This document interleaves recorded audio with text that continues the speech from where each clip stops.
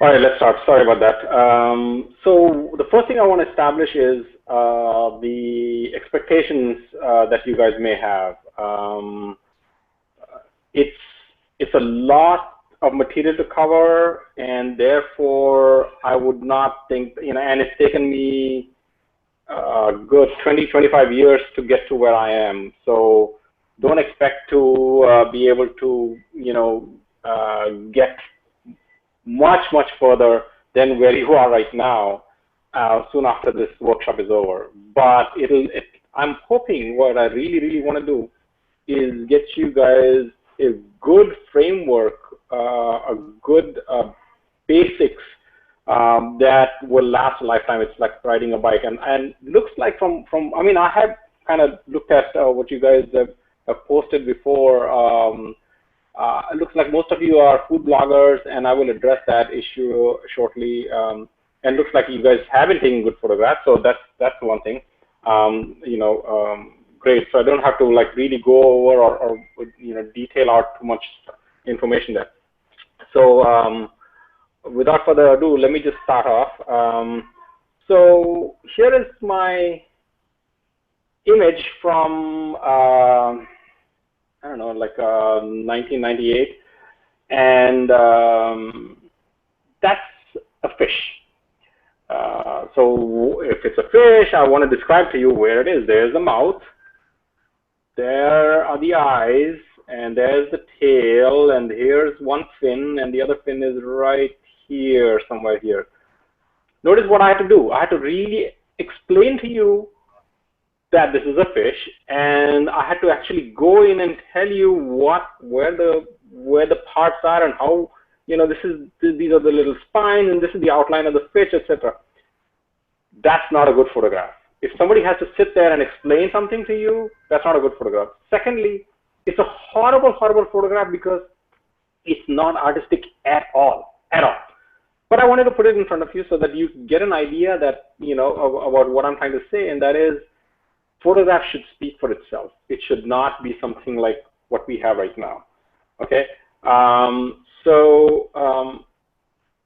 we will start our process, and I'll tell you about creating better images from my perspective. Okay, and the outline, like I said, I already talked to you about the expectations and the question and answers. You can interrupt me anytime if you want. Preferably, speak out your question. If you're reluctant, you can type it in, and I can answer it that way too. Let's see. Who I am is not as important. I'm sure some of you guys may have already Googled me. This is not my profession. I don't make more than a few $1,000s on my photographs. Again, it's not important as to who I am, but what I have done so far with my photography is what is more important to you. So let's take a look at what I have done so far. Okay, so these are my photographs. These are my actual photographs that I've taken from some time back. Pretty garden, huh? So you can see the grass here, some plants. Oops, what happened here? I'm sorry.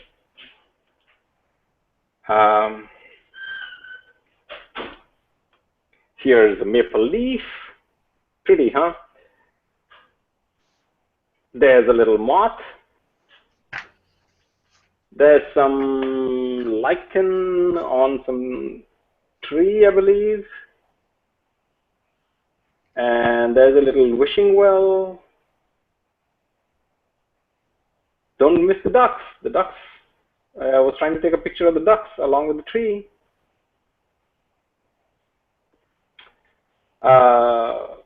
Look at the beautiful mountains and ignore the rest. Look at more mountains, ignore the blown out highlights. But you can see some mountains here and some here. Oops, that's a classic. A stream and snow on the banks and some trees. I thought this would be a really cool photograph. And don't miss how I photographed a cake.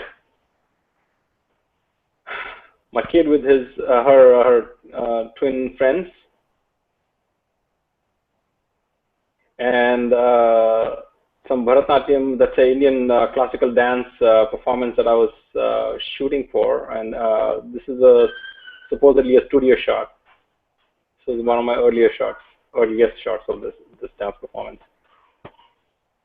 Now, I had to explain to you a lot of stuff in those photographs, but the next photograph, I'm not going to say anything, just observe.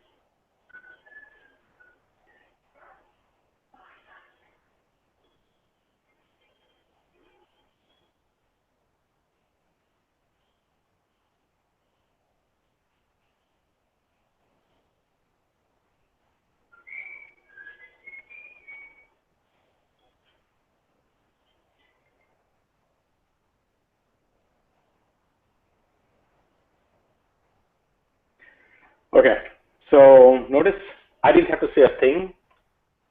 I'm hoping that you actually saw some art and some beauty in the photographs. Why is that? That's because although in the forum that you guys are in and I am in, I a lot of times say, yeah, this photograph is nice, but you can do this, that, and the other. And I say, well, I mean, it's up to it's in the eye of the beholder, etc. But let me ask this question: music. You cannot play a discordant note and expect people to like it. That's because our human psyche, our physiology, we as human beings are programmed to like certain notes and dislike certain notes. The same thing is applicable for photographs. I think I'm always, I try to be polite and tell people that, yeah, this photograph is not bad, but when in fact I'm thinking in my mind, this photograph really sucks because there is no artistic merit to it, and that's why the photograph is not coming through. I can see what the photographer is trying to do, but it's not coming through for me. And I'm sure it's not coming through for a lot of people. And that's something that you have to keep in mind. Believe it or not, there is a right way to photograph. There is a wrong way to photograph. If you take if I take a jumble of objects and just throw them together and take a picture, and it's all discordant, you will not like the photograph. You would definitely not like the photograph. So keep that in mind. So what I have done is I've tried to kind of parse it out, and I'm going to present to you in segments. Hours before taking the photograph, what you should know. Minutes before you take the photograph, or seconds before you take the photograph, what you should think about. And hours after you take the photograph, what you need to do. So in that kind of an order, I've placed these images. So the first thing I want to do is talk about cameras. And can have, you know, a phone camera. You can have a point and shoot camera. You can have these hybrid cameras. So let me just go back and mention really quickly. With the phone camera, the advantage is that it's really handy. You can just, you know, whip it out and take a picture right away. But that's pretty much it. And you can do some fancy, you know, those little editing, Instagram kind of editing. But other than that, we really cannot do much with that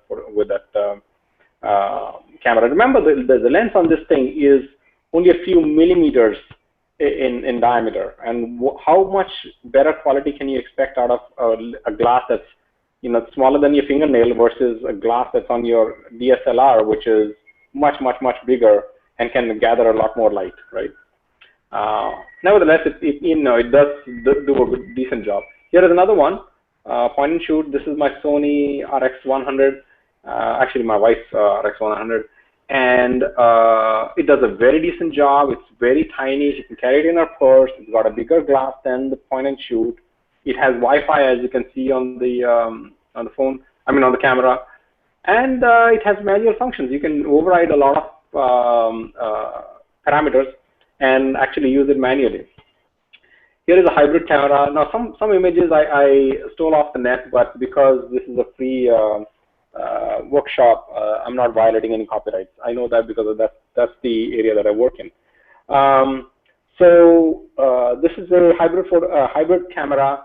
It has 24x zoom, but this is it. You just have one lens, kind of like the point and shoot, except it's a much bigger camera to carry. But it has its advantages. I mean, you're always carrying a 24x optical zoom. Camera with you, and it's not pocketable, but it can fit in a small bag.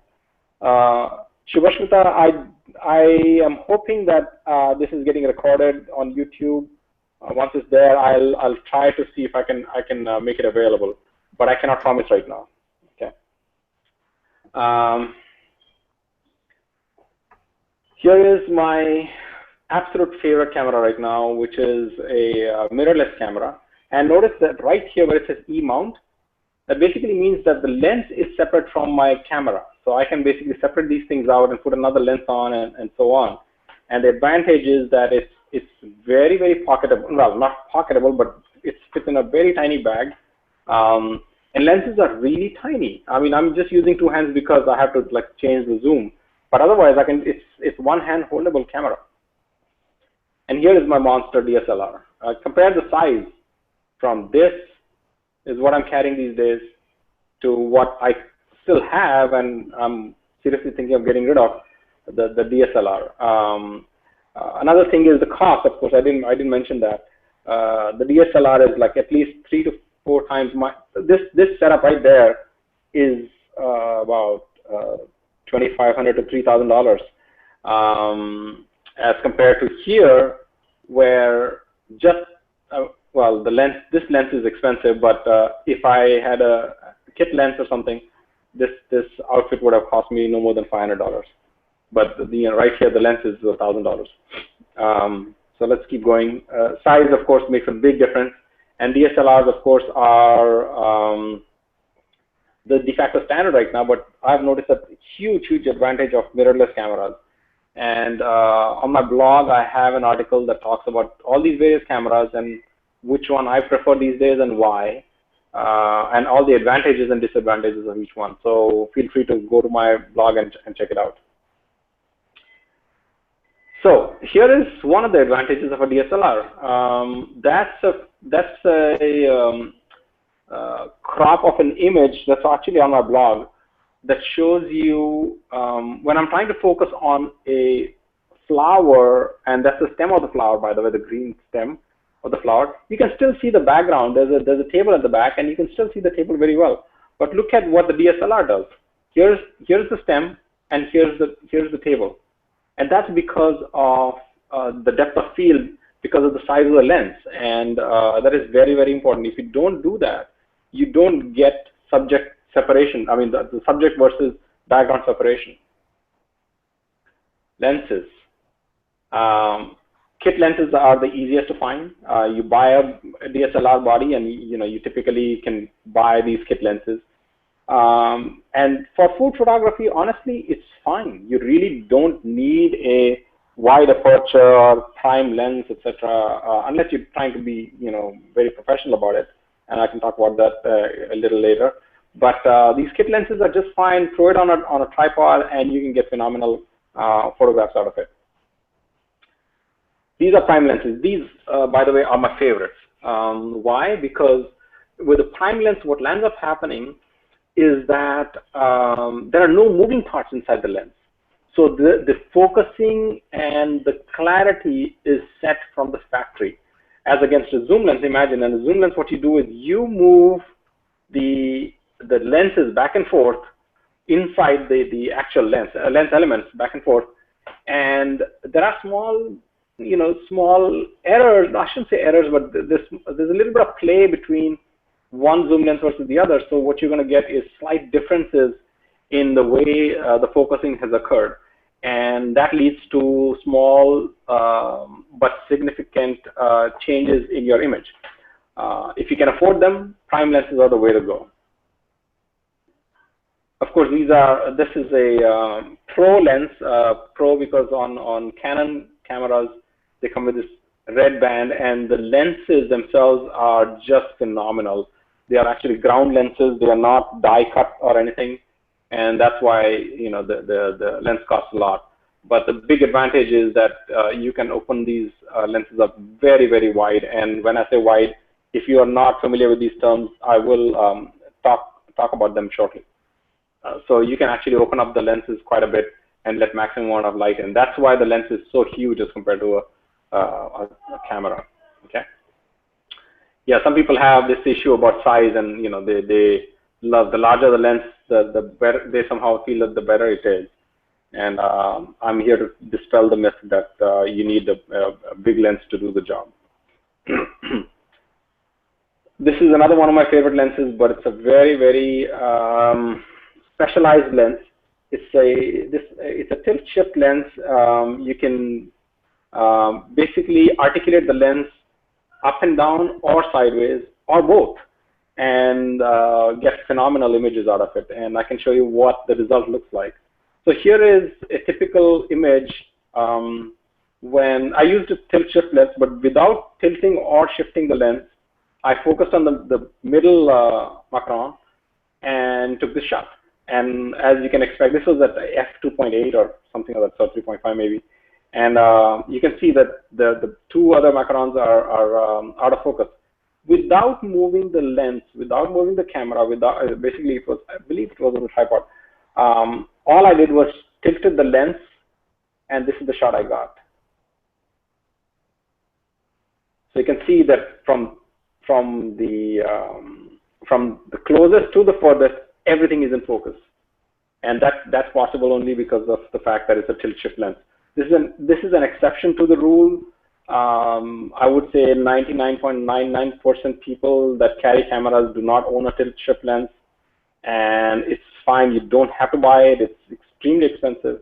I bought it only because I wanted to do some photography off of a boat, etc. And these lenses are really good for that. Quickly about tripods. So I'm right now talking about equipment, and I'll go into the basics of actually taking pictures. So hours before your photography, you take the picture, you need to know these things. Bean bags. This is a fancy Grizzly bean bag. You can, you don't really need a tripod. You can just throw it on here it's been thrown on a log. You place the camera on it, and you get really, really stable images. And you don't have to buy an expensive bean bag. You can just throw some lentils in a bag, and you have a bean bag.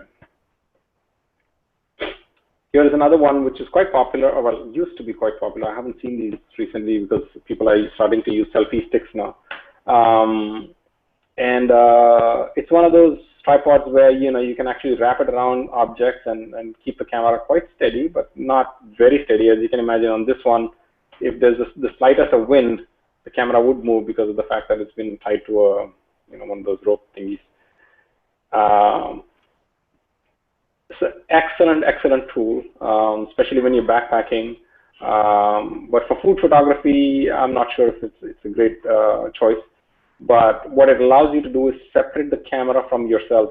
Believe it or not, we as human beings are not stable enough to go below the. Just remember one rule of thumb: never try to take a photograph with the shutter speed the inverse of the focal length. So let's say you're using 100 millimeter lens.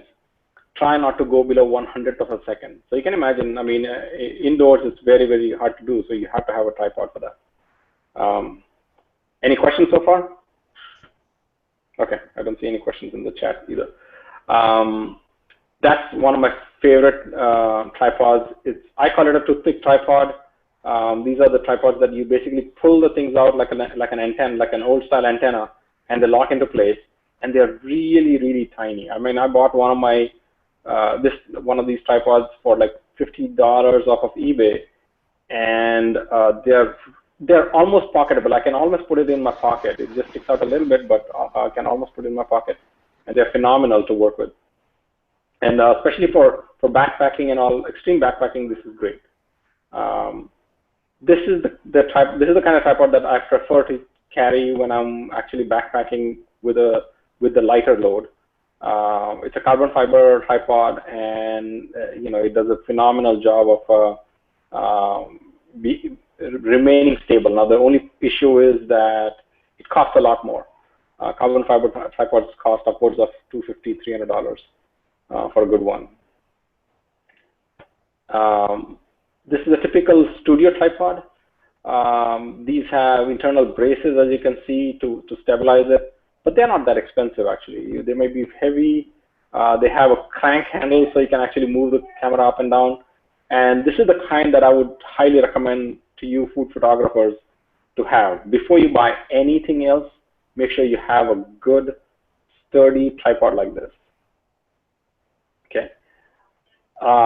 This is a huge, huge topic. There is no way I can go through the entire topic without I'm sure I'm going to be missing out a lot of stuff in this topic, but I'll try to go over some parts. So light can be, diffuse or sharp. Here is a photograph of sharp lighting. You can see shadows, really sharp demarcation between shade and light. And bright light is so bright that you don't really capture the details in it. So you cannot see any details in this wall. You cannot see details right here, and neither can you see details in the shadow area. So what ends up happening is it's because of the way the camera sensor reacts to such sharp light. I'll talk about this in shortly. But what is happening is that the camera is looking at this scene and saying, well, there's this dark area, there's this dark area, there's this dark area, and then there are these bright areas. And average of that is, this is the best exposure I can do. So it overexposes the bright areas and underexposes the dark areas and gives you a photograph that is workable. But this is not what you want. However, bright light has its advantages. Bright directed light has its advantages. And you asked the question about the Gorilla tripod. I actually am not familiar with what a Gorilla tripod is. Maybe you can tell us more about it. I can Google it and find out. But I have no idea what a Gorilla tripod is. Typically, I've just simply used a 2 or 3 pound backpacking carbon fiber tripod. Or before this, I used to have an aluminum Bogen Manfrotto tripod. Oh, okay, yeah, that's right. I guess that's what it's called. Those little tripods that can be wrapped around fences, etc. are called. I did not know that's the term that they used. I never bought one, but I've seen it with friends, and that's why I mentioned that kind of tripod. I think it has very, very limited use. I'd much rather that you use a beanbag than one of those Gorilla tripods. Okay, moving on. We have. Oops, what happened here?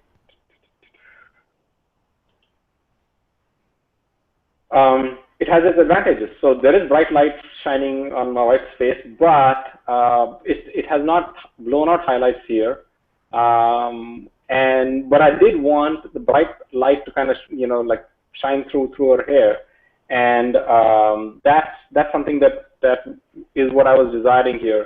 And although this looks like it's not been posed, but it kind of was, in the sense that I did tell her to tilt her head a little bit. I mean, she was standing there. I was about to take a picture. I noticed the bright light, and I said, tilt your face a little more towards the bright light, towards the sun, just so that I can get more hair, more light into the hair. So you can use it to your advantage. I'm using it as a directed light here, and there is a lot of diffuse light falling on this side of the face because there was a table right next onto the right-hand side that was reflecting light on her. So this is diffuse light. This is straight directed light. Okay, very straightforward. But 9 out of 10, I prefer this diffuse light than this bright light. I try my best to not be around bright light when I'm taking pictures. So typically my rule is that as soon as the sun comes out, within an hour of the sun coming out, my camera goes back into its bag. I do not take pictures once the sun is out completely, which may sound strange to people, but that's just, I just don't like the bright light, and it's I have to constantly use a reflector or a shade or something to kind of dull that effect. Compare that. This is a photograph that I took of my daughter about 10, 15 years ago. Yeah, probably 15 years ago. You can see how much direct light can ruin a photograph. I thought this was a great photograph. I took this picture in bright light, and I thought, oh, it's going to come out really nice because she's standing at an angle, etc. But look how dark these shadows are, how deep these shadows are. You cannot see her eye. You cannot see any part here on the right-hand side. You cannot see much of the hair. It's completely gone. And I guess I wish I had known that, I should have either turned her even more so that less direct light. And here, by the way, the highlights are completely blown. Highlights are blown here also. So if I put a reflector here and kind of diffuse the light here, maybe it would have been a better picture. But at that time, I thought it was a great photograph, and now I'm thinking it's a horrible photograph. Diffuse light can do wonders. Look at this photograph, not a single shadow. Direct light on hair, does this mean it's overexposed? Yes, that is correct. So it is overexposed. Well, let me back up. It's not overexposed, it is the highlights are blown. There's a difference between overexposed and highlights being blown. So this photograph actually is not overexposed. Look at her face. I mean, the main subject here is right here. I wanted to highlight her face. Everything in the face is properly exposed.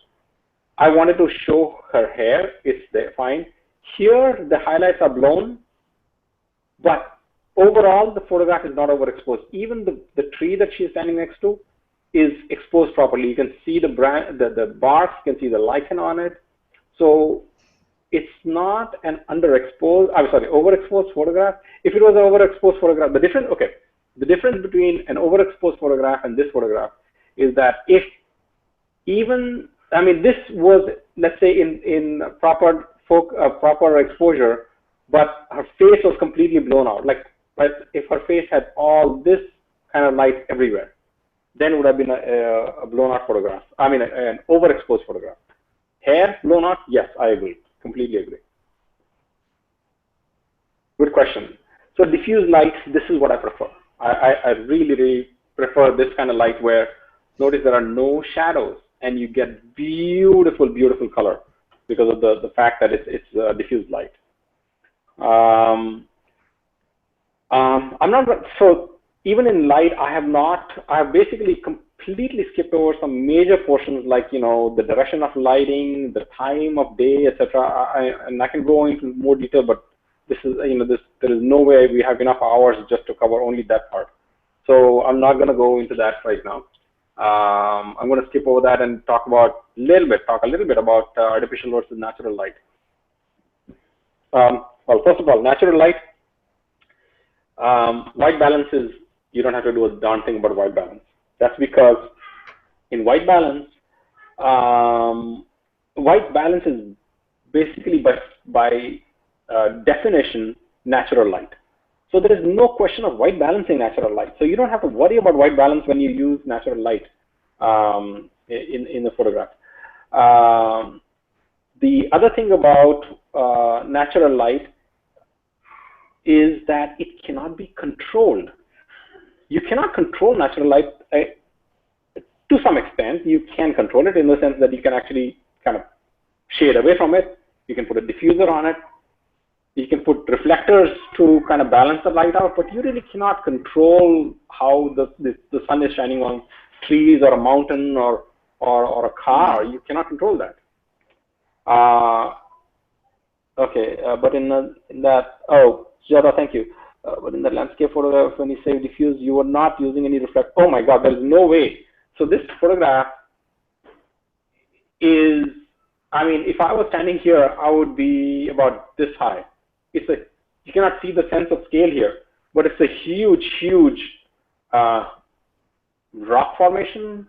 So there is no way you can put a reflector. And that's the thing that I really find funny sometimes, well, a lot of times when I see people using their flash in stadiums or flash, they use a flash and they're taking a picture of a monument or a mountain. It's, yeah, the flash doesn't go beyond like 5 or 6 feet.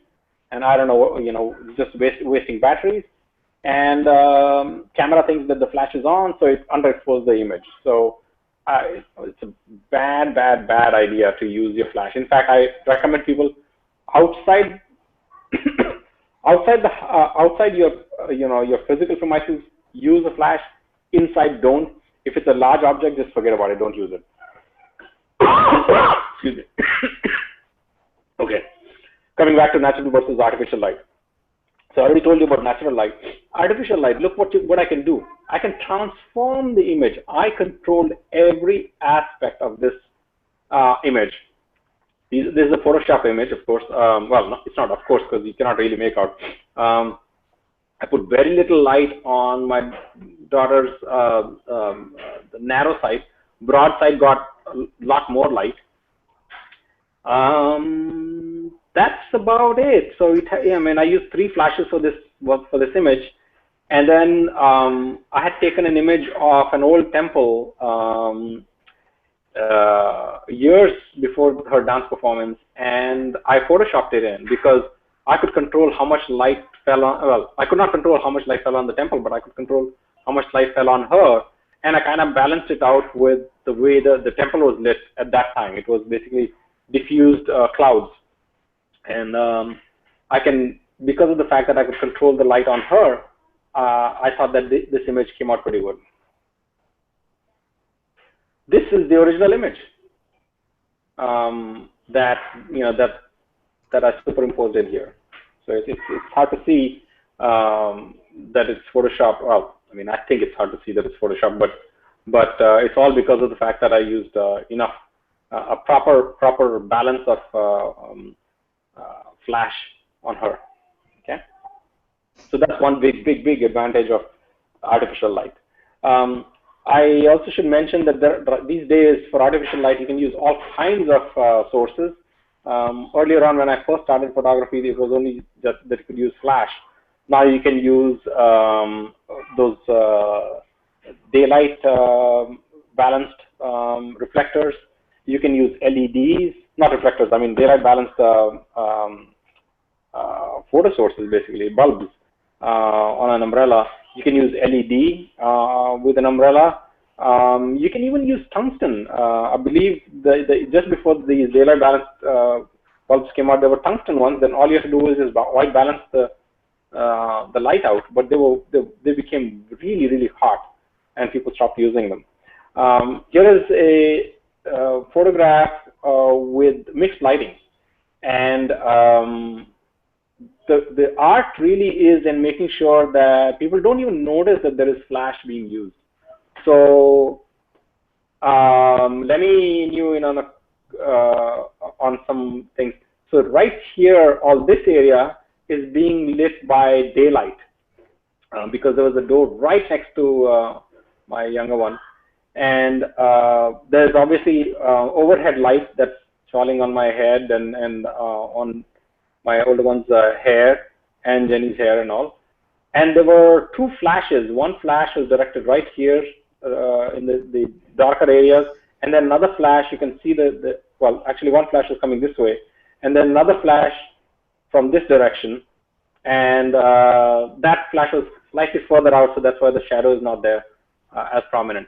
But the art really is in making sure that you balance out all these light sources and the photograph looks natural.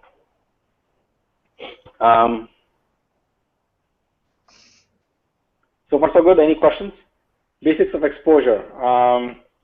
And this is something, even if you don't take anything home, I want you to take this part home. I think I mentioned it in the forum also. It's very, very important. If you want to think in terms of exposure, think about a bucket and think about a pipe or a tap opening up water into the bucket. So the amount of time that it takes for a given diameter of a pipe, you can open the tap up, and let's say in 5 seconds the bucket fills up. You have a choice of either restricting the tap, that means restricting the flow, or restricting the shutter speed, which is the speed at which the water comes out. So either you can either change the speed or the diameter, or both, and you can adjust the exposure. That is for a given bucket size. Okay, but if you think that it's a really dark area, you can simply change the size of the bucket to a smaller size, and that actually represents the ISO. So these three factors, excuse me, just one second. So these three factors really control the exposure, the aperture size, the shutter speed, and the ISO of an image. Okay, so just keep that in mind. And most times we keep the ISO, we don't think about the ISO, but these days, especially with mirrorless cameras, the ISO can be dropped down quite a bit, increased quite a bit. So routinely inside homes, I'm shooting at 1600 ISO, 3200 ISO without a problem, not much noise, and it's fine. And one thing, so for each one of these factors, I want to mention something, and that is, with ISO, what happens is, when you reduce the size of the bucket, you get more noise. You see more grain. When you drop the shutter speed down, you see blurring. When you when you increase the aperture, you see the depth of field change. So in other words, you get a shallow depth of field. So just beyond the subject, there is, things are out of focus. Just in front of the subject, things are out of focus. Do you remember my image that I showed you? I'll show you this image. There. That's because the depth of field was very shallow. So aperture was wide open. So this macaron is in focus. These two guys are not in focus because you can see that this area is this whole strip here is in focus. Everything else is out of focus, right? So it's primarily because of that. Go back to the bucket analogy. Shutter speed is important because if you have a fast moving object, you want a faster shutter speed. But then you have to make sure that the light level is enough that you can actually open up the, if you want a faster shutter speed, you have to actually get more light in, because now you've reduced the flow, so therefore you have to increase the tube diameter, right? I hope everybody follows this. This is very important.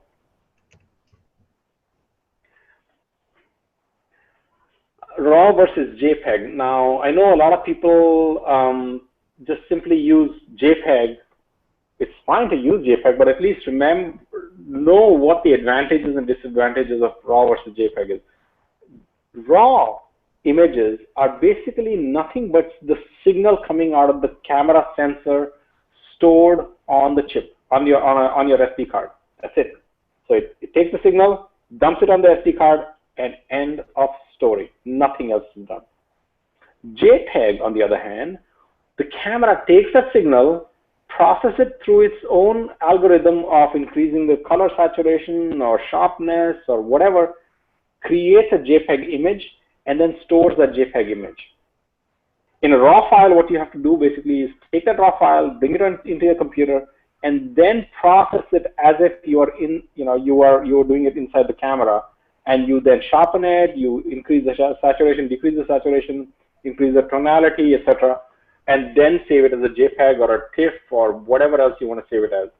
I'll talk about my workflow, but just wanted to let you know that's the main difference between these two entities.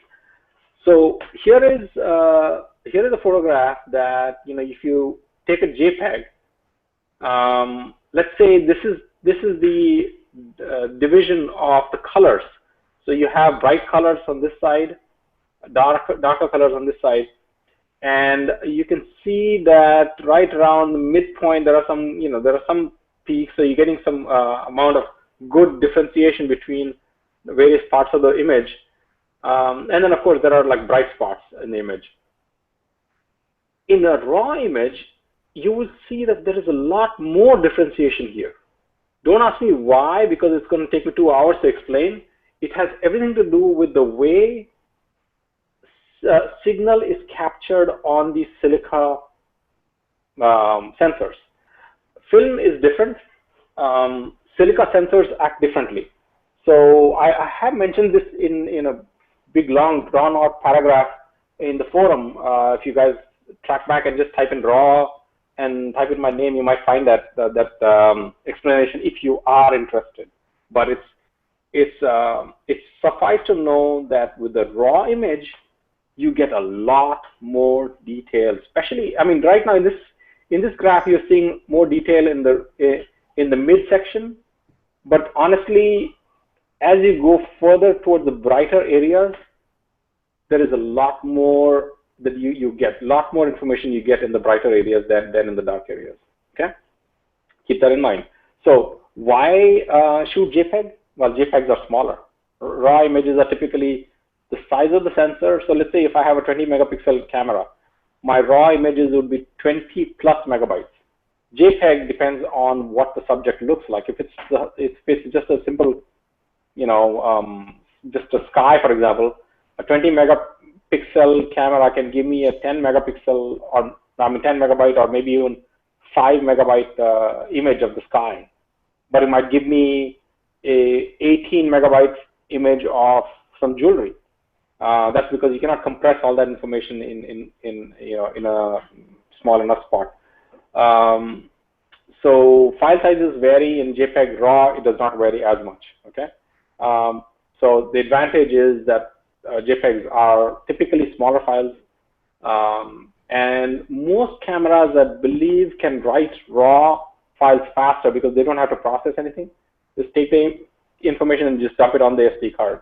So raw files are written down on your SD card faster. JPEGs are written slower, but you can store more JPEGs on a card. So if you are running short on space, what I typically do is I keep it in RAW, and then if I'm running short on space on my card, which nowadays I don't because of the fact that I have a Wi-Fi enabled camera, but if I was running short on space, I would switch to JPEG. I used to do that, not anymore, but I used to switch to JPEG so that I can store more images.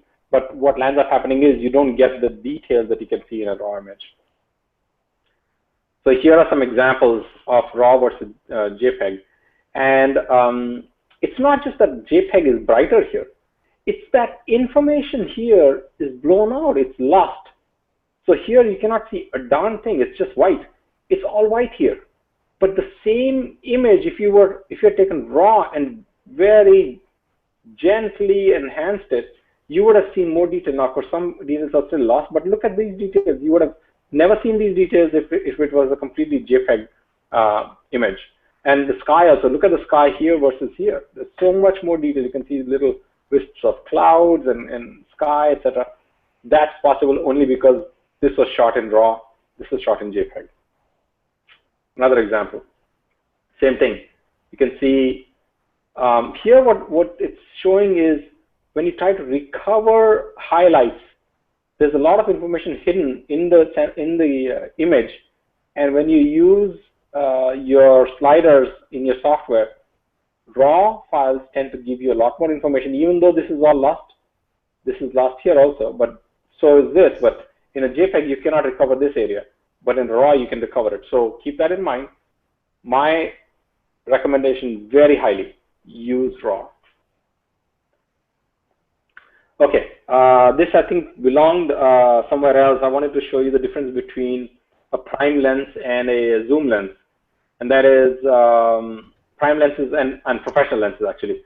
So I'm stepping back a little bit, but an 85 millimeter lens at 1.4 f is, look at the background. Forget the subject. Look at the background here. Compare the subject. Compare the background, this background to the background on the right hand side. You can see a lot more detail here. So what lands up happening is the subject is not standing off the background anymore. You can see the window. You can see this tree. You can see little details in the tree. So that takes the eye away from the subject. Here, the eye does not take away from the subject. You concentrate on her rather than the window and the tree, etc. Because these guys are like completely gone. Okay. Sorry, I went back. I think I misplaced this image somehow. Composition. I'm going to say it one more time. It's like music. You really need to think hard about how you compose an image. And the one big advantage that, I don't know how many of you out of the four are food bloggers, but one big advantage you have is that you guys are like painters. I was trying to think about the analogy between what the kind of typical photographs I take versus food bloggers, and I think you guys are more like painters than I am. And the reason why I'm saying that is because, do I have the next? Yes, because of this image.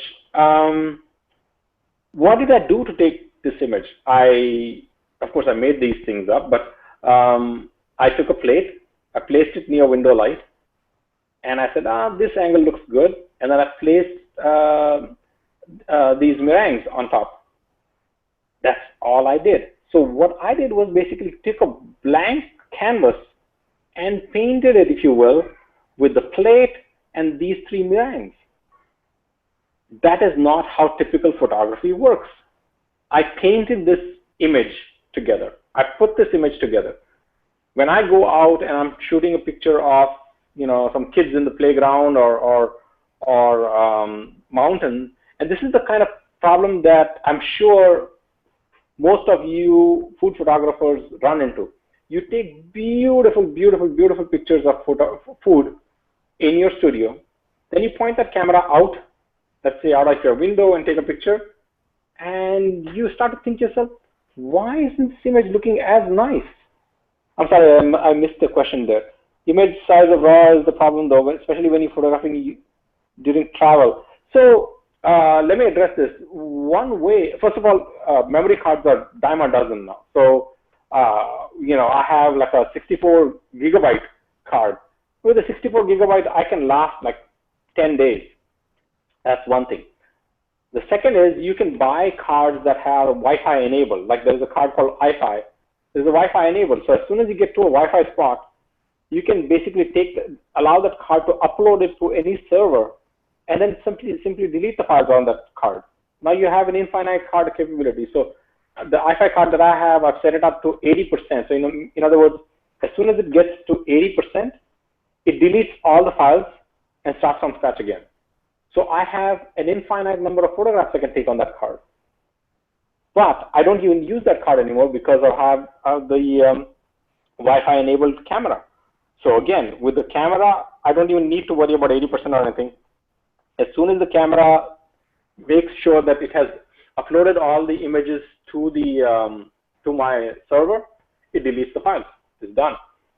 So I hope that addresses the question. So yes, you can buy more cards, but these days with the Wi-Fi enabled camera or an Wi-Fi enabled card, you don't need to buy too many cards. You can just buy one and you're done. Okay, getting back to this analogy of painters versus photographers. the big advantage you have as painters, I call it, is that you can place every element in the frame the way you want to. But when you want to photograph something that you cannot move around, I mean, you cannot move a tree and make it, sit in another position that you would like. What you need to do is you need to make the camera angle your tool and move the camera in such a way that it kind of, you can adjust the composition such that it looks good.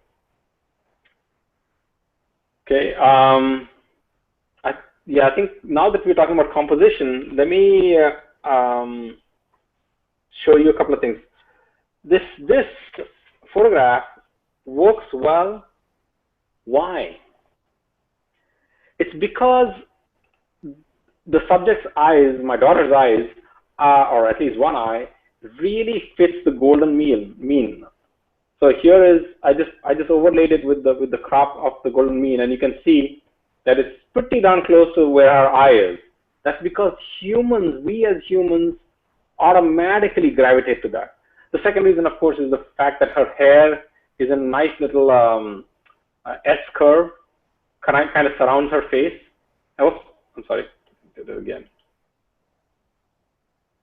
So that also helps a lot. But we as humans react more to the golden mean than anything else. The rule of third is secondary. It's kind of a cheat sheet for golden mean. Everything that we do, kind of like music, exactly like how we can see discordant notes versus concordant notes, exactly the same way humans look at objects in an artistic. Why? I mean, I can go on for hours about it. Why are some human beings' faces considered beautiful and some others not so beautiful? That's because of the golden mean. There are lots and lots of studies that show you why why certain ratios work, and why when you're looking at somebody's face, and if that face falls in that golden ratio, you automatically think of that face as beautiful. Or take a simple example of your arm. Your arm has the exact same golden mean. So the length of the arm to the length of your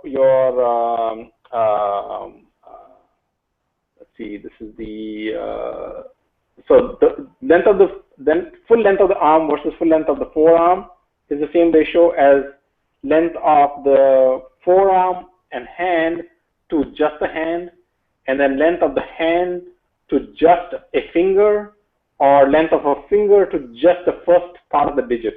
So all these things are in the golden mean, and that's just the way we have been designed, and that's why we see each other as beautiful, because of the fact that all these things fall in that golden mean. I have no idea what magic divine has done about this golden mean, but it just feels more attractive to us. Therefore, when you're taking a photograph, try your level best to put things in a golden mean, and it'll really help your photography. Golden mean is not the only thing. Typically, we do this. We put everything smack in the center and take a picture. Sometimes it works. Like this is an example of where smack in the center works. Here is another example of smack in the center works. I've just taken up, 3 photographs identical on both sides and just place them one next to the other, and it works.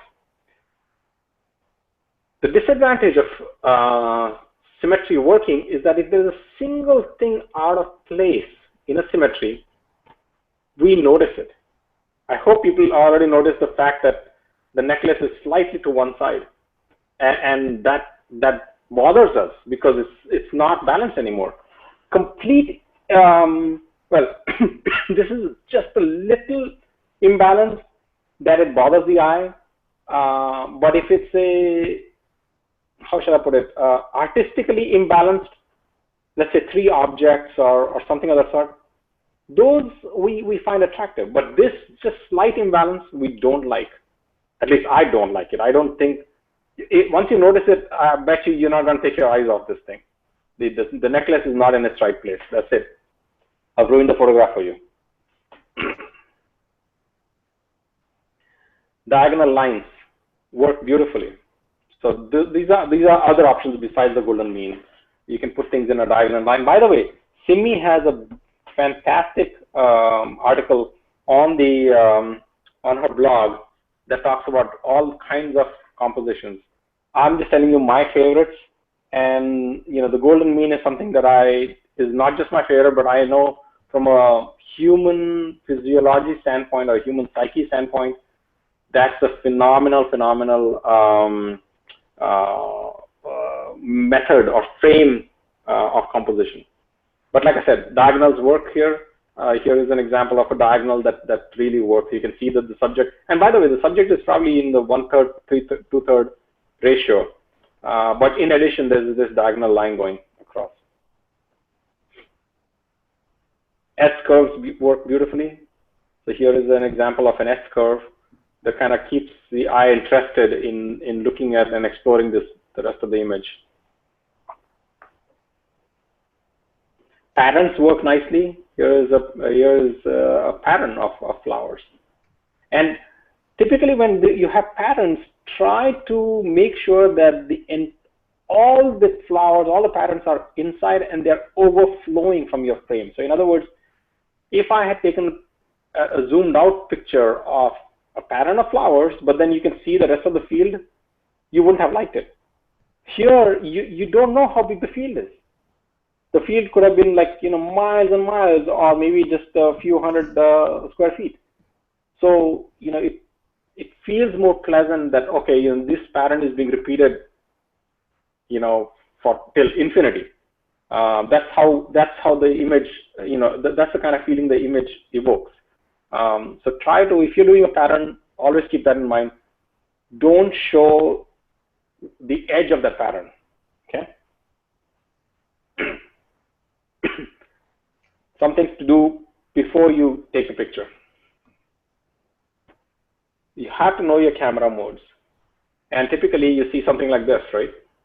Auto, program, aperture priority, shutter priority, manual, and all these little icons.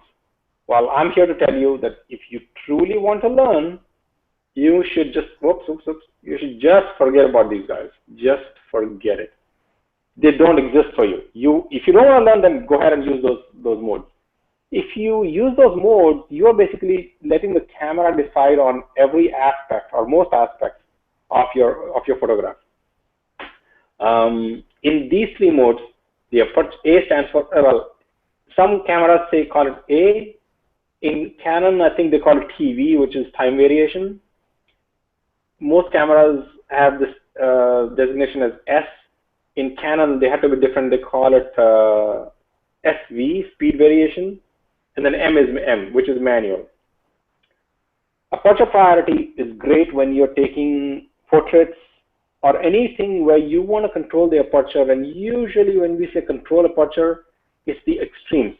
So either you want to take portraits with the very wide open aperture, and therefore the depth of field, the areas that are out of focus in front of the image and behind the image will be blurred, right? So keep this thing in mind. Aperture wide means depth of field narrow. Therefore, now aperture is wide. That means shutter speed has to be tightened up so that you have a shutter speed than before.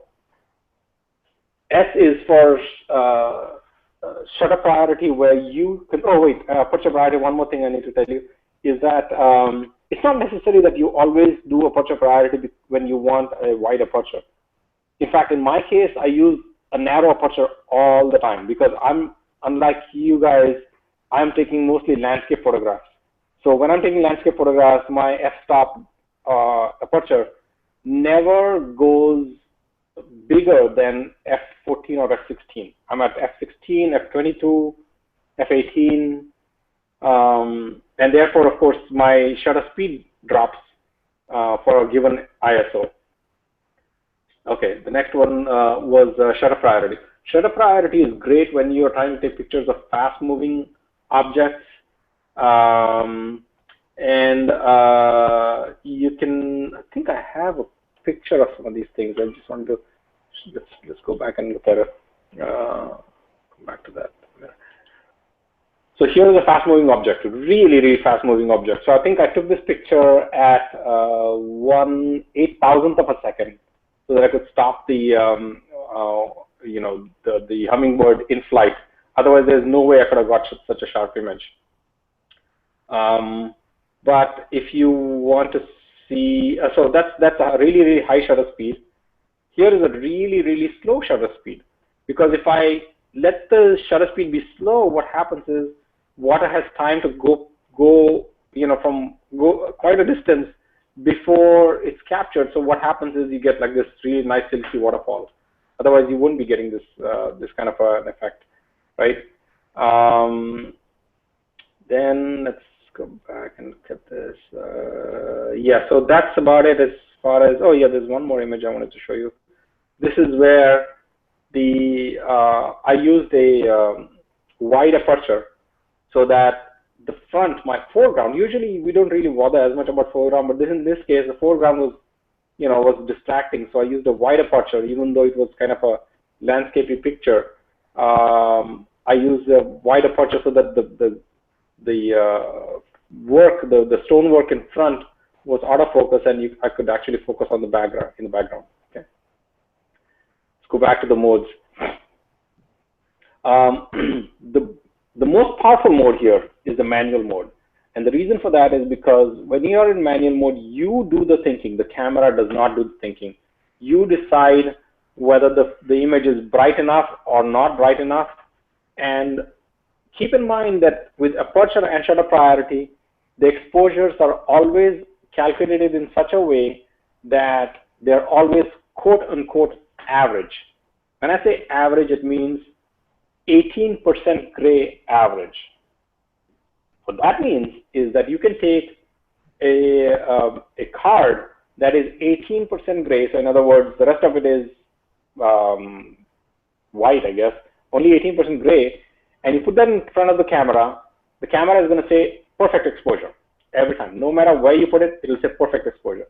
Because think about it, camera does not know whether you're photographing the snow or whether you're photographing a dark subject or what it is. So at all times, if you use aperture or shutter priority or any of the other modes that, those stupid modes that I call them, you will get a photograph that is, according to the camera, perfectly balanced. But how can a camera know it's snow? For example, let's go to the. So yeah, I need to talk to you about exposure compensation. So let's just go to this photograph here. I just took this photograph a couple months ago, and it was just snow and some grass and some plants there. Camera does not know that I'm taking a picture of snow. So when the camera decided to take, I was about to take the picture just seconds before I took the picture. I overrode what the camera was deciding for me. Camera was saying, well, it's going to be 1/25th of a second at f18 or f22. The reason for that is because there's so much bright snow here. Remember, camera is always thinking what I'm trying to take a picture of is 18% gray. So when it decides that this is 18% gray, what is it going to do? It's going to make this thing dark. It's going to make the snow look really dark. So camera decided that it was going to be 1/25th of a second at f18 or so. Or no, yeah, that's right, f18. And I decided, no, it's not a gray card. It is snow. Snow is white. It's not gray. Therefore, I changed the exposure bias. I hope you can see this here. Exposure bias to one exposure value more than what the camera had decided. I hope you are following this. Important. Because of the fact that camera does not know that it's snow versus a gray card, camera decides that it's a gray card and tries to take a gray picture. Remember, camera always tries to take a gray picture. You have to decide whether that picture is supposed to be black or white, or averaged out gray. So that's one example I wanted to present to you before I went back into the the diagram of exposure compensation. So many of you may have seen the exposure compensation button. That there's a wheel that says, increase or decrease the exposure, and you may have noticed that when you turn the wheel and you bring it to 1 or 2, the image starts getting brighter. If you bring it to minus, image starts getting darker. That's because what you're trying to do is tell the camera, yes, I understand what you're saying in taking this picture, but I want this picture overexposed. I want more light to be falling on this picture, or I want this picture underexposed. I want less light to be falling on this picture. Okay, so you override it. So a lot of times I don't put the camera in manual mode. I put it in aperture priority or shutter priority, and then use the exposure compensation button to make that change. So let's see if I can, if that information is here.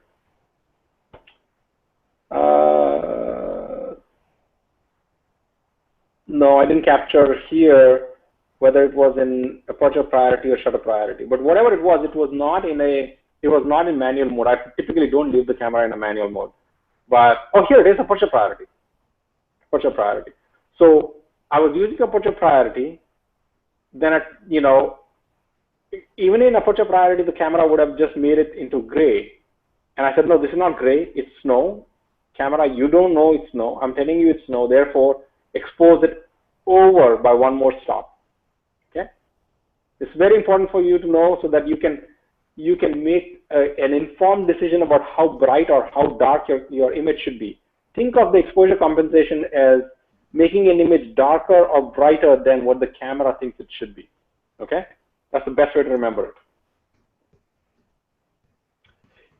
Here's an image of my son looking out of the window, straight out of the camera. Just pointed it at him and took a picture. Okay? What landed up happening is the camera looked at it. No problem, Sujata. The camera looked at this image and said, bright image. Now, it does not know where the bright image is. It just knows that one part of the sensor is giving a lot of signal, lots and lots of signal from here, from the window, right? This part of the camera is giving a lot of information. This part of the camera, its sensor, is giving very little information. There's nothing here going on, just dark, dark, dark. But when the camera averages it out, takes the bright and the dark together, says, okay, average. I need to shoot average. Remember, camera always shoots average. So the average of this photograph turned out in such a way that my son's face was underexposed, right? The rest of the sofa, here dark shapes, everything is underexposed because the camera thought, well, bright plus dark equals average.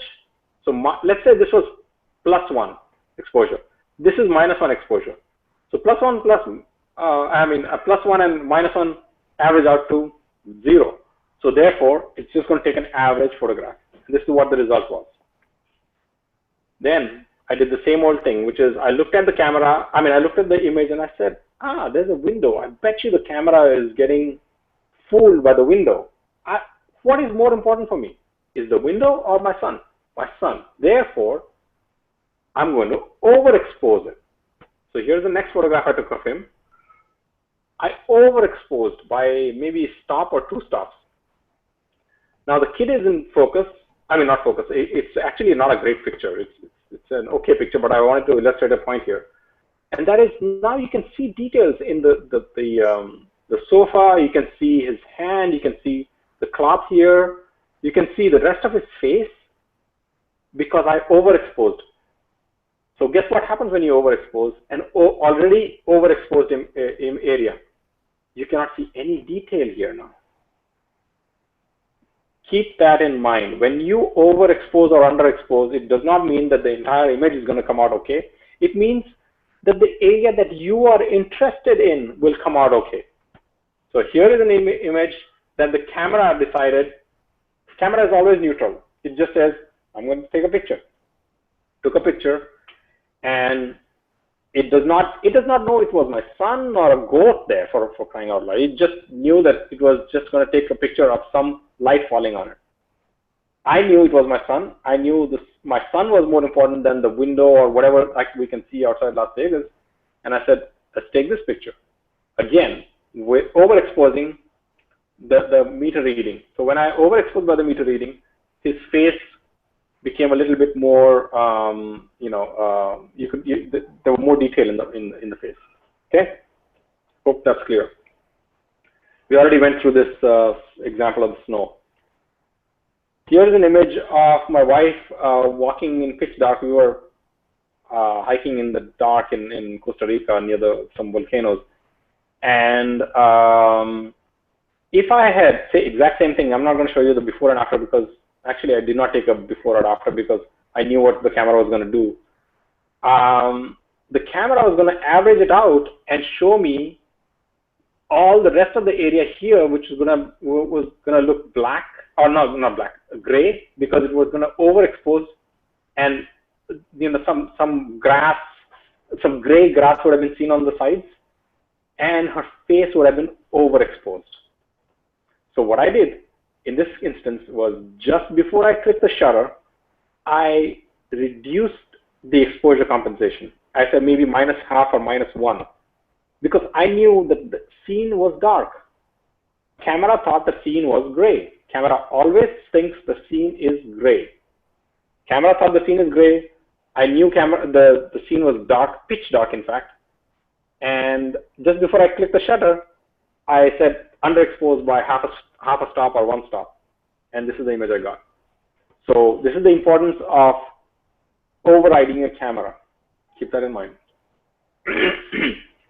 We already talked about slow shutter speed, high shutter speed, depth of field. Soon after I press the shutter and take a picture, the things that I think about, one is actually not even minutes, actually seconds after I take the picture, I look at the histogram. Histogram really should be, it should not be over this. So if the histogram is pushing all the way, I hope you all know what the histogram is. In most modern cameras, you can see the exposure values of individual pixels plotted on a graph from dark to light. So the darkest spots will be here in this area. The brightest spots will be here. So if you get a histogram with values like this, that basically means that, and especially at this end, they're basically going past, they're trying to go past this line. It tells me that there are probably more pixels here that the camera did not capture, or more bright values here that the camera did not capture. So if this happens, here is a very simple trick. If you can see your histogram like this, start moving your exposure compensation backwards. So you do minus exposure compensation till it comes to neutral and take a picture. If it's the other way around, if it's underexposed like this, you use the exposure compensation and move it forward and move it to neutral again. Okay? So it's like, think of the exposure compensation as a nudging tool to nudge your histogram back or forth. So you can make it overexposed, neutral, or underexposed. Even though I told you to move it to neutral, that's not what I normally do. I don't know how much time I have to go over that, but yeah. So usually I'm not going to go into the mathematics of this, but typically you want the graph to be more on the right hand side than the left hand side. Just keep that in mind. Not this way, not overexposed, but can you imagine like something like this would be my ideal. And there's a fundamental reason, I think I've mentioned this already, which is that the sensor on your camera, it's not film anymore, it's a digital sensor. Those sensors are biased that way because the way they take pictures, the way they are, how sensitive they are to light. And I really don't want to go into too much detail. If people are interested, we can talk about it some other time. But remember, try to move your exposure compensation this way. Sushmita, yes, they can be done by dragging the pointers, but here is the problem. You have already taken the picture. If you That's a good question actually. Yes, that is a possibility, but by doing that, what you're doing is you have a set bucket that you filled with pixels when you took the picture. Now you bring that bucket to your computer, and you're dragging the bucket or opening the bucket up and checking to see where all the pixels fall.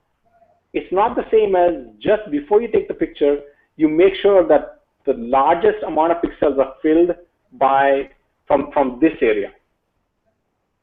So in other words, if you take, let's take Sushmita's question. Let's say you got this image, underexposed image, okay? All your pixels look like this when you bring it to the computer.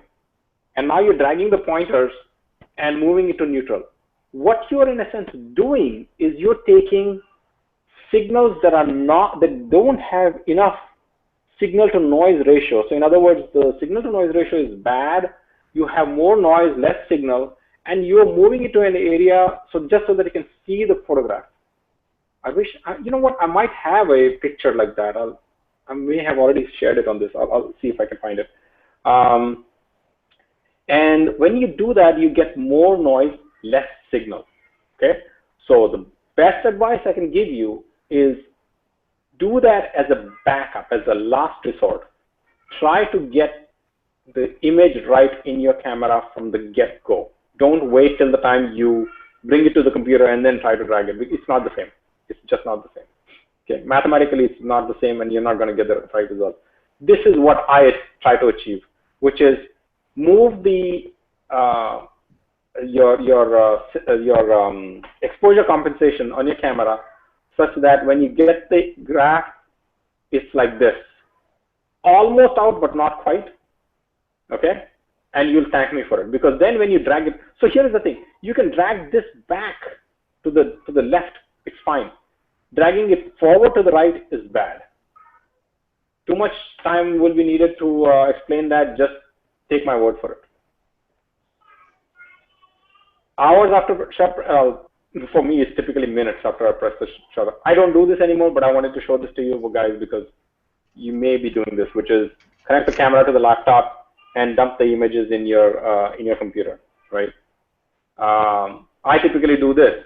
On my camera, I have a direct upload button, hit the button, and it goes to my computer. There are other ways, like I said, you can get a Wi-Fi card, which will automatically dump the images out. But you know, I don't do this method anymore. Okay. This is something that I just want to give a cursory overview on. That's way too much information here that you know, we can talk until the cows come home. My favorite is Lightroom, only because I started with Lightroom, and actually I started with Capture One, and then when Lightroom came out in Lightroom 1, I started using it, and I'm on Lightroom 5. I absolutely love it. It's a great piece of software. As you can see, I have 90,000 photographs in just this album alone. I mean, this catalog alone. I have probably another 30 or 40,000 analog images that have been scanned in a separate album. I keep them separate just because there's a lot more processing that I need to do on that catalog. So it can easily handle, you know, here in my case, more than 100,000 images, and you know, at the same time. Fantastic piece of software. Picasa is a wonderful tool, and actually on Lightroom 5 I don't have the option of tagging people. Picasa gives it to you right off the bat. So if you download Picasa, it'll actually allow you to tag people, and then you can keep track of them automatically. You don't have to like actually sit and, you know, make Picasa learn who the people are, and when you are searching for somebody, you can directly find them. You can also, Picasa also does maps, etc., just like Lightroom does, which is great. And you can upload it to some printing service and get them printed really nicely. And this is all for free, which is great. It doesn't have as many editing tools though as Lightroom does. Well, I don't know the latest version, But Capture One is another one of my favorites. It's a fantastic piece of software. It has a lot more color profiling, etc., than Lightroom has. But I am not using it. I just saw it on my friend's computer and I loved it. But I'm just because I have a huge collection now in Lightroom, I cannot afford to move to any other tool now anymore, unfortunately. I mean, I can, but I just don't have the inclination or time. This is GIMP on Macintosh, and that's also free software. Usually it's on a Linux-based system, but you can get it on Macs also, and it's free, and it's got a very powerful database running behind in the background. So it does a very good job, and the other good part is the photo editing is just as good, if not better than. No, it's not better, but it's just as good as Photoshop. Okay. And here's the Big Daddy Photoshop, and this guy I don't need to tell you much about. It's just absolutely amazing piece of software. Want to know a little bit about Save for Web? I will get to it in a minute because it's important to know about profiles. I believe I will talk about color profiles just a little bit. So that time I'll mention to you about Saving for Web, okay, and how to do. Well, I cannot tell you much about how to do profiling, but I'll tell you what that entails. Give me another 3-4 more slides, and I'll tell you about it. So that's Photoshop. Absolute favorite in terms of editing it. So very rarely I use it. I have my old Photoshop, which is like Photoshop 4.0, but using that I can do stuff like this. It's a very powerful tool. You know, if you had not seen the top picture, I bet you wouldn't be able to tell that the bottom picture is Photoshopped. You just cannot tell. It's just amazing what is capable of doing now. I have worked with Photoshop for decades. I think I've used it for like ever since Photoshop 1 came out. So I know Photoshop very well, but that does not mean that I use it all the time. I don't.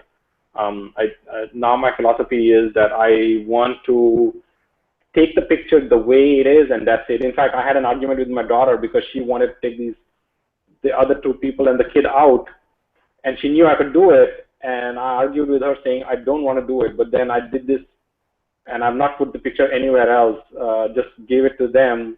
Both the kids have it in their rooms, but you know, I'm not proud of this kind of work because I don't think I took that photograph down at the bottom. And that's just the way, that's just my philosophy nowadays. If it did not come out of the camera, then that's not my photograph. Workflow, I'm sorry, it's too tiny to see, so I will have to read these out to you. So my workflow is as follows. I basically import the files, then I reject all the blurred and underexposed images. Then I compare candidates. Like, you know, a lot of times I get like 5-6 images that look very very similar. I put all of them in one screen and keep weeding out the ones that I don't like and keep the ones that I like. And at that point in time, I fix the tones. No, wait. Once I compare the candidates, I do two things. One is I flag them, saying, yeah, these are the ones that I'm going to finally use for anything. And in addition to flagging them, I also might rate them on a 1 to 4 scale, you know, which ones I liked. And I can tell you, out of my 100,000 images, I have maybe 10 images, maybe not even 10 images that I've rated 4 out of 4. So I'm very, very, very hard on myself in terms of saying that I like an image. I mean, some of these images that I'm telling you about, the ones that are in the 4 out of 4, have fetched me thousands of dollars in terms of, you know, selling these images. Yet I don't think that I have captured my best image yet. So, and that's something that you have to try to keep in mind, and that is, try to be very hard on yourself, because if you're not, then you wouldn't like other people being hard on you. So I can tell you that 90% of the images in my catalog have not been seen even by my wife. So I stick to that philosophy. I highly recommend it. You can take it for whatever it's worth.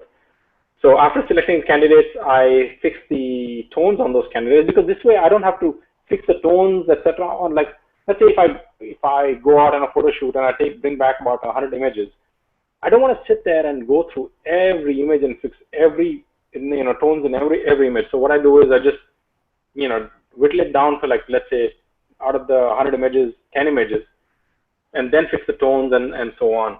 Fix the tones, then I fix the white balance. Very important. And I think I have a few photographs to show you what my method is. Fix the colors if they are off. Fix the saturation or vibrance or vibrance. Sometimes I have to fix the hue in certain images. If I'm applying an effect, I do it at this point. The last two steps before the last two steps really are noise reduction. If the ISO is high, I have a set way of reducing noise, and each person has to come up with their own way, because I can tell you, with the way I reduce noise, people think of a lot of my photographs as paintings only because of this, only because of it's like a signature for me. I mean, I do it in a certain way, and that really makes people look at my images as paintings. And a lot of times people have gone really, really close to my picture saying, are you sure this is not a photograph? And that's because of the way I reduce the noise.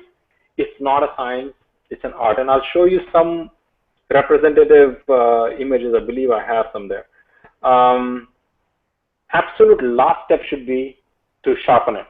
Okay, do not sharpen images if you're not gonna use that image on the web or print.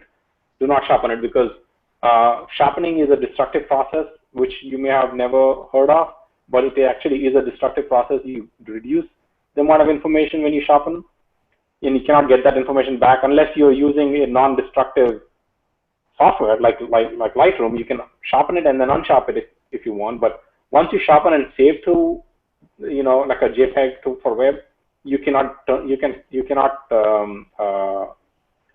rewind the clock on that. You have to redo the entire process. And then export. Now, written export is optional, because in my case it is. It really is optional. I don't export out everything, and I'll tell you about the export part when I get to the color profiles. Color profiles. Very complex topic, but in a nutshell, my suggestion is use RGB, that is standard RGB process for all your images, and you will be fine. So in other words, if you don't know what I'm talking about, you just make sure that you don't have your images tagged in any other profile. That's the nutshell of what I'm about to tell you. So color profiles are, there's a gamut of colors that I can see. There's a gamut of colors that can be visualized by the human eye. There's a huge spectra that we cannot visualize. But when we work with colors, we just take a subset. I believe it's like 16 million colors that we take a subset. And out of those 16 million, only certain, I don't know how many million, can be put in this is a three-dimensional graph. That's why it's difficult to kind of chart it. But the smallest area that you see here, the colorful area, is sRGB space, color space. That's the color space you want to keep your images in. The reason why you want to keep it in that is because most likely you're gonna export it into onto the web. Every monitor on Earth, well, not every monitor, but all the monitors that we are using these days use the sRGB space. If you don't use the sRGB space, what ends up happening is the colors start looking muted. The reason for that is because the next space that is available to us So this is sRGB, the colorful one, and the print, I don't believe it's here, but the next space is called Adobe, well, is known as Adobe 1998. So in 1998, Adobe came up with color space so that it's a little easier for people to print out finer tones. Printout. Notice I said print out. So when you print out, you can use different kind of ink, different colored ink, so you can get a larger gamut. So the color space moves from sRGB to a slightly wider RGB, which is up to here, I believe. Okay, you cannot see it properly on the monitor, but it's up to here. So if your image was in Adobe and you put it on the web, guess what happens?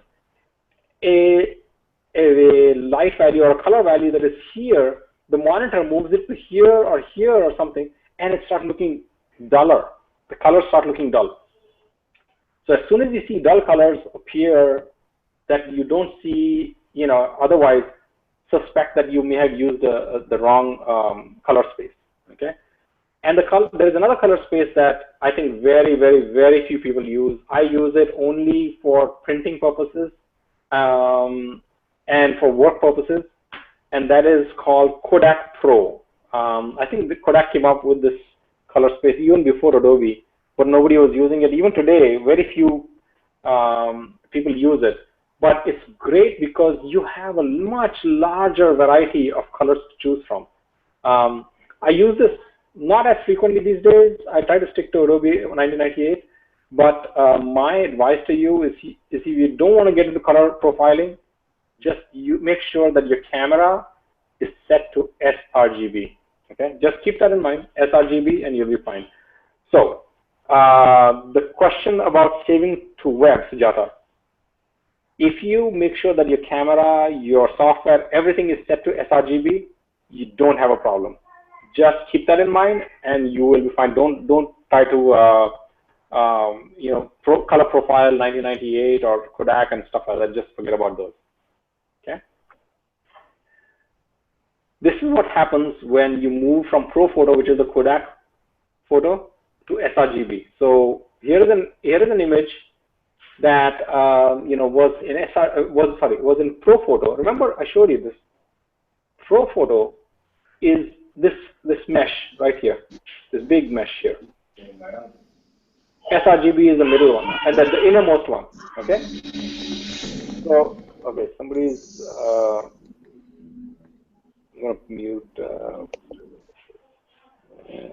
I'm sorry, some people had their mics on. I just muted them. So when you're moving from ProPhoto RGB to sRGB, all this information is going to get lost. And guess what? When it's lost, it's not really lost, because sRGB needs something to interpret it, right?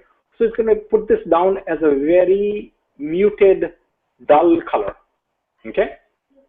Just FYI. Just use sRGB, you'll be fine. Okay, what happened here? White balance. It's a very important topic, especially when you're doing artificial light. The best way to do white balance is do custom white balance. So put your camera in custom white balance and follow the instructions. We basically typically requires you to shoot a blank photograph of, I think they recommend white. I mean, camera manufacturers recommend white, but I can tell you the best thing to photograph for that is black, not white. And again, there is a mathematical reason for that. I'm not going to go into it, but that's just FYI. Use the darkest possible dull surface that you can use and photograph that and put that down as your custom white balance, and that will help balance out the colors in the image that you're about to take. Just like the histogram, it's best done before you shoot the picture, not after. If you do it after, which is what I am very guilty of doing, this is what I'll end up doing. I throw my camera lens cover, which has got a dull matte finish to it, pick that as the neutral background, and the photograph in the computer looks like this, perfectly gray. But that's not the right way to do it. The right way to do it is, I should have done this not with a pointer like this. I should have photographed this lens in the camera, from the camera, and told the camera this is neutral black or neutral white, whatever you want to call it, neutral color. Okay. And once this is balanced, the photographs come out. Oh, I don't have that. Photographs come out balanced. Okay. Next example of a white balance is, let's say you take a picture in tungsten light. Here's a photograph of a cartoon that Mario had drawn on a pillar, and it's actually was drawn by him, and it's still there in Goa. I was passing by, I saw this photograph. I saw this cartoon, and I had to take a picture. I took this picture and brought it home, and simply, did the same trick, which is I knew that the wall here was, when I looked at the wall looked white. The colors that he had used here were black, like he had used a black felt tip or something. And I simply clicked on the blackest of black here, and this is the photograph. This is what I got out of it. So I kind of neutralized the whole thing and made a cartoon out of it. And I know it's copyright violation. Well, not really, because I'm not selling this image in any way. Just keeping it for myself. Okay. Any questions about white balance? Make sure that you use white balance, preferably during the shoot rather than after the shoot. That's the lesson in the whole thing. Tone curve. So there are a couple of ways you can do tone. This is the most complicated one. That doesn't really matter which one is. Typically, if you use an S-tone curve, you can see that. So this is an image that I took in a very, very darkly lit environment. But I wanted the darks to be really dark. So this area I wanted really, really dark. So I moved the curve down a little bit there. And don't play with the tone curve too much. If you make the tone curve, yes, Sujata, you have a question?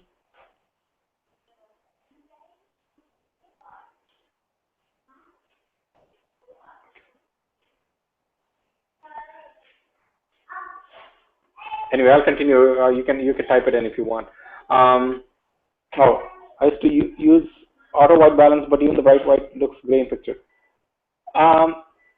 White and gray is the same color, so it's not a question of auto or white balance that's doing this. So it's your exposure that you need to worry about, whether you're underexposed or overexposed. It's not a question of white balance that's messing up your image. It's the fact that you are not. You need to override the camera and fix it. So if you're saying the bright white looks gray, it basically means that the camera is underexposing. You need to increase. Okay, if it's got a yellow tint, that's different. If it's got a yellow tint, that means that your auto white balance on the camera is no good. I never rely on auto white balance. Never. Camera does not know what you're taking a picture of, so best to neutralize that. So use a custom white balance, right? Yes, correct. Exactly. Oh, I'm sorry. Those are two questions from two different people. So, and yes, if it's a yellow tint, do not use auto white balance. Use custom white balance and adjust it right before you take the shot. And Sujata, in your case, I think it's an exposure compensation. Correct. Exactly. Okay. Getting back to the tones. So here is an image where I wanted the bright lights to be really bright. So I moved the tone curve up a little bit. I call this, everybody calls this an S curve, which is very typical of increasing contrast. There's another curve called the J curve, which is nice when you have a lot of bright scene, but you want the exposure to be, not exposure, but tonality to be adjusted just enough so that you still see the wisps of clouds and so on. I use that using this J curve. Okay, so just simply drag this down a little bit in the middle, and this is what I got. And the more complicated one is when you have, in this case, I wanted really dark areas to still have some detail, right here. But the middle parts, like this and all, I really didn't care about. And then the bright ones, I wanted to tone down a little bit.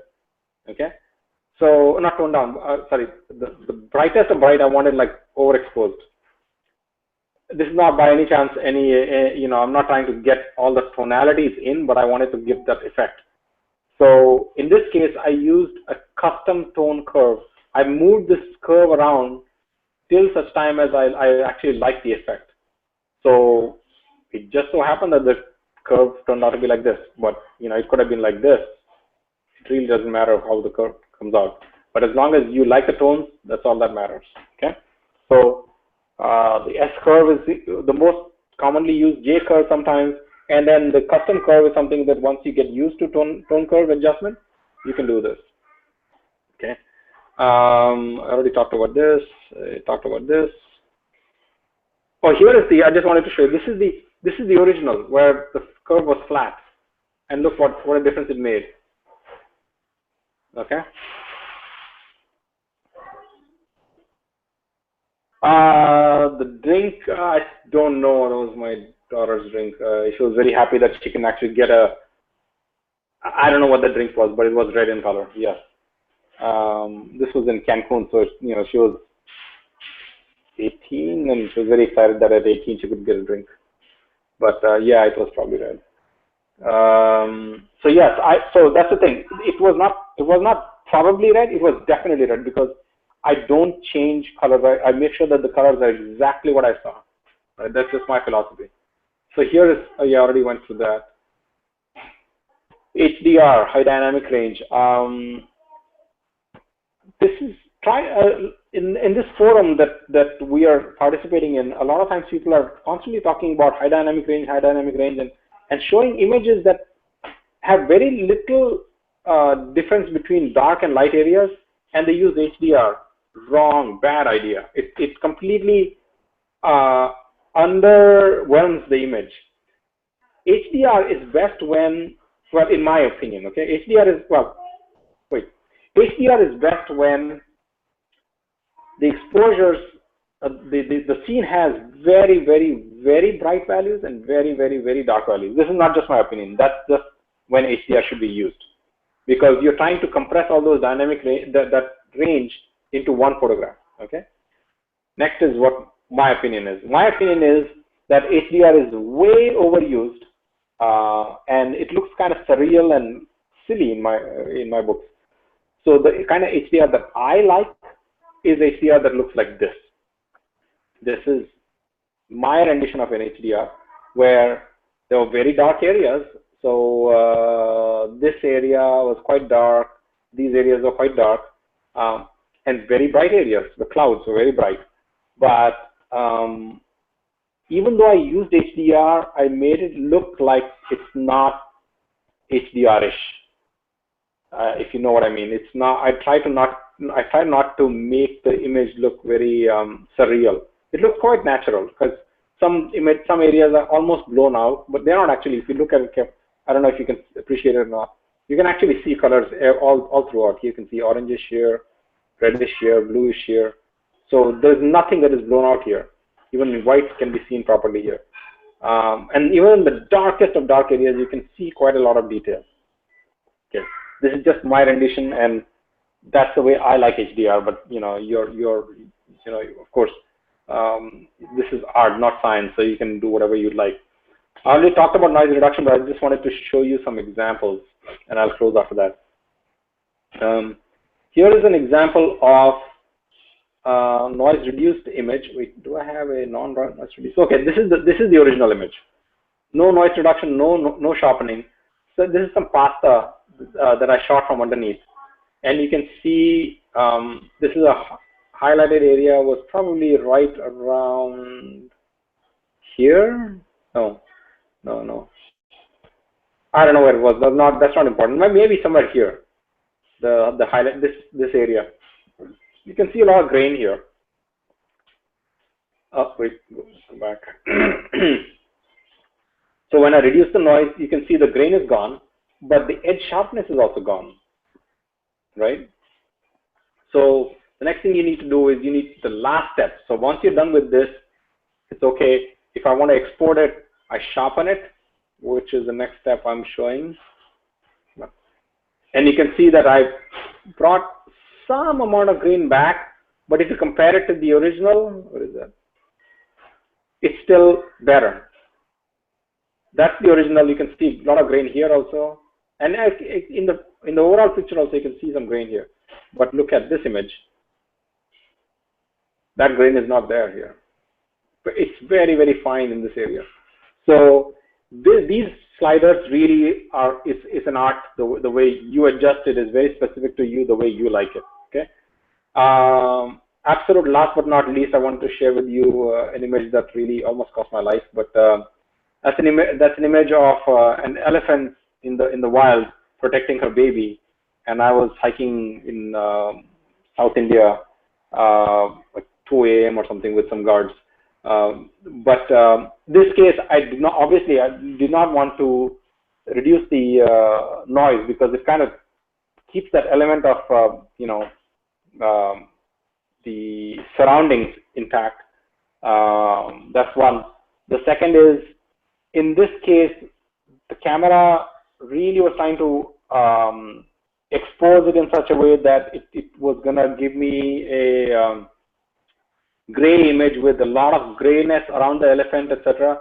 I purposely underexposed it.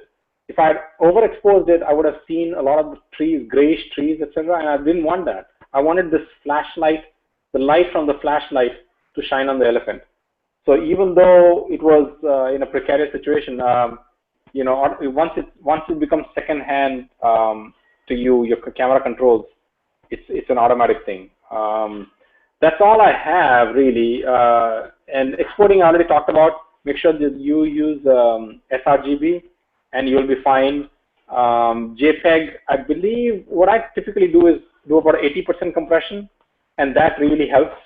80% compression is good enough. You really don't need anything more than that. You don't need anything less than that. If you compress it less, the file size becomes huge, and that's not necessary. One other thing I want to mention is that if you're trying to print the image, try not to export it as a JPEG. Try to export it as a TIFF. Most printing services will accept TIFF images because these are not compressed images. They're still layered. They keep every pixel alive. So TIFF or PSD, which is Photoshop. Photoshop is actually a specialized TIFF image. And that's pretty much all I have. And in my, let's see, what is the next one? Concluding remarks, there's nothing here really. I mean, I think I've seen some of the photographs that you guys have put up, and they're really fantastic. So, just hoping that you got something out of it. I don't think all of this was news to you, but I'm hoping that some parts really resounded and will stay with you. That's pretty much all I have right now. I'm hoping to do more workshops like this. What I would really like is if you guys can give me a feedback on what you thought about the workshop, whether you had any other questions, you can feel free to email me now that you have my email address. I'll do the best I can to answer them as fast as I can. And any other questions at this point?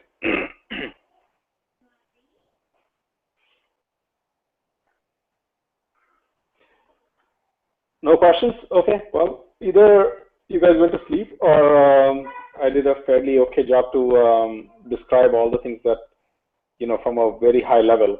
I am hoping, again, that you found it useful. If there is any issues in terms of something was not clear, or even technical issues, like, in terms of how you guys got the word, if there was some confusion, etc., just let me know. It really helps me if I know these things rather than not ahead of time, so that subsequently when I do any of these workshops, it will help other users, other participants. Okay, thank you so much. All right, guys, appreciate it. Take care. Bye.